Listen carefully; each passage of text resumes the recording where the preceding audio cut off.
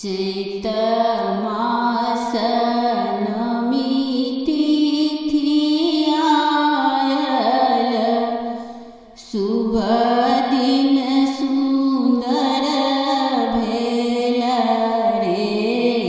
चैत मासे नमी तिथि आयल, शुभ दिन सुंदर भेल रे। ललनारे दिन दुपहरिया भए गेलै, राम जी जन्म लेल रे। ललनारे दिन दुपहरिया भए गेलै, राम जी जन्म भेल रे। अवध में बाजै बधैया की, दशरथ मगन भेल रे। ललनारे कौशल्या जी गोदिया खेलावती, मन हरषित भेल रे। ललनारे कौशल्या जी गोदिया खेलावती,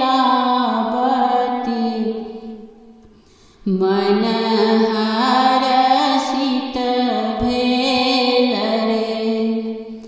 सखी सब मंगल गावती, गावी के सुनावती रे।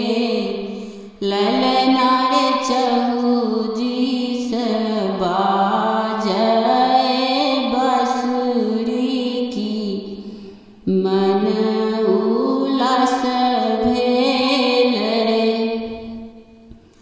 ललनारे चहुदिस बाजे बजैया की, मन उल्लास भेल रे। तुलसीदास सोहर गावती, गाव के सुनाओल रे। ललनारे सुर मुनि फूल बरसाओल,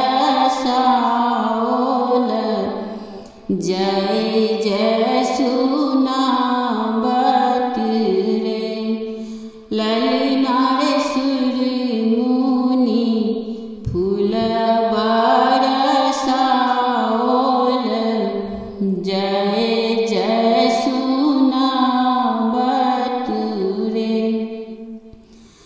चैत